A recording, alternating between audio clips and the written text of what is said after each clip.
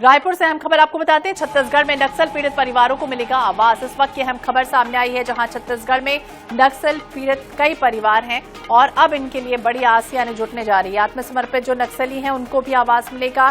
केंद्र से 15,000 आवास को मिली है स्वीकृति। ये अहम खबर आपको बता दें, आवास योजना के तहत ये लाभ मिलेगा। जिले के एसपी सीईओ को देंगे लाभार्थियों की सूची। तो अहम खबर आपको बता दें, अब नक्सल पीड़ित जो परिवार हैं उनको बड़ी कह सकते हैं कि आवास की सुविधा मिलने जा रही है। नक्सल पीड़ित परिवार, आत्मसमर्पित जो नक्सली हैं उनको भी आवास मिलेगा। तो केंद्र से 15,000 आवास को स्वीकृति मिली है। प्रधानमंत्री ग्रामीण आवास योजना, जिसका मकसद यह है कि उन तमाम ऐसे लोगों को छत उपलब्ध कराना, और इसका लाभ ही जिले के एसपी सीईओ को देंगे। लाभार्थियों की वो सूची, सर्वेक्षण और सत्यापन होगा। इसके बाद इस योजना का लाभ उन तमाम जो पीड़ित परिवार हैं उनको मिलेगा। तो यह अहम खबर रायपुर से सामने आई। एक बड़ी उपलब्धि कह सकते हैं कि हुई है, जब प्रधानमंत्री ग्रामीण आवास योजना का लाभ, इस योजना के तहत उन तमाम लोगों को, रहवासियों को घर उपलब्ध कराया जाता है जो आर्थिक रूप से कमजोर होते हैं। लेकिन अब ये लाभ उनको भी मिलेगा जो नक्सल पीड़ित परिवार हैं या फिर कुछ ऐसे नक्सली जिन्होंने आत्मसमर्पित कर दिया है, और उनके लिए भी ये आवास की सुविधा जल्द से जल्द मिलेगी। तो स्वीकृति भी हो रही है केंद्र से, और इस स्वीकृति के बाद हालांकि ये अच्छी पहल की जा रही है, जिसमें एसपी सीईओ को देंगे लाभार्थियों की सूची, और जल्द से जल्द वो सूची तैयार होगी, डेटा तैयार होगा, और इसके बाद किस किस को घर मिलेगा फिलहाल देखना होगा। लेकिन नक्सल पीड़ित परिवारों को ये बड़ी राहत जो थी आसान होने जा रही है।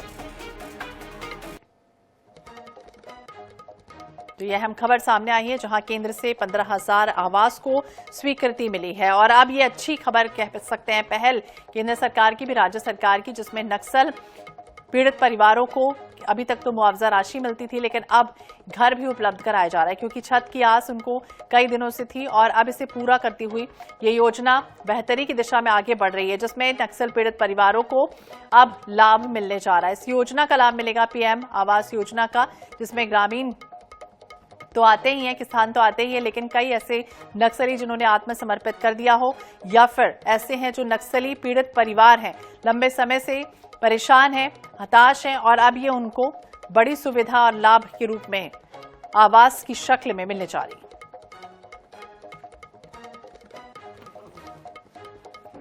ज्यादा जानकारी के लिए बात करेंगे, मोहम्मद हसन हमारे सहयोगी हमारे साथ जुड़ गए हैं। हसन, क्या जानकारी इस योजना को लेकर? बड़ी लाभ जो है वो उन तमाम पीड़ित परिवारों को मिलने जा रहा है, और इसकी श्रेणी में कौन कौन आएगा? बिल्कुल श्वेता, देखिए एक बड़ी खबर निकल करके सामने आई है। अब जाकर के आखिरकार लोगों का इंतजार खत्म हुआ, और अब नक्सल पीड़ित परिवार और साथ ही जिन नक्सलियों ने आत्मसमर्पण किया है उन्हें आवास जो है वो सरकार देगी। 15,000 आवास को केंद्र सरकार द्वारा स्वीकृति दे दी गई है। प्रधानमंत्री ग्रामीण आवास योजना के तहत नक्सल पीड़ित परिवार, और इसके अलावा अगर अब बात की जाए तो आत्मसमर्पण करने वाले नक्सलियों को अब आवास मिलेगा। उन्हें खुद की अपनी छत जो है वो सरकार देगी। 15,000 आवास को फिलहाल जो यहाँ पर स्वीकृति मिल गई है। इसके अलावा अगर बात करें तो इस विशेष परियोजना के तहत जिले के पुलिस अधीक्षक और मुख्य कार्यपालन अधिकारी के द्वारा लाभार्थियों की सूची जो है वो तैयार की जाएगी। इन सूची को तैयार करने के बाद सर्वेक्षण होगा। सत्यापन के बाद तमाम जो लोग जिनका सर्वेक्षण किया गया है, जिसमें नक्सल पीड़ित परिवार के जो लोग हैं ये लोग, इसके अलावा जो आत्मसमर्पण किया है जिन नक्सलियों ने, उन्हें आवास जो है सरकार मुहैया कराएगी। पहली बार ऐसा होने जा रहा है जब एक नक्सल पीड़ित परिवार को खुद की अपनी छत मिलेगी। साथ ही आत्मसमर्पण करने वाले नक्सलियों को भी अब सरकार जो है उन्हें खुद का आवास जो है वो मुहैया करवाएगी। तो बिल्कुल आवास उपलब्ध कराने जा रही है। अभी तक तो हमने देखा था कई तरह के अभियान चल रहे थे, जिसके तहत उनको कई योजनाओं का लाभ भी मिल रहा था, और अब इस योजना से कितने लोग आ रहे हैं, ये उसकी कोई जानकारी मिल पाई? हसन,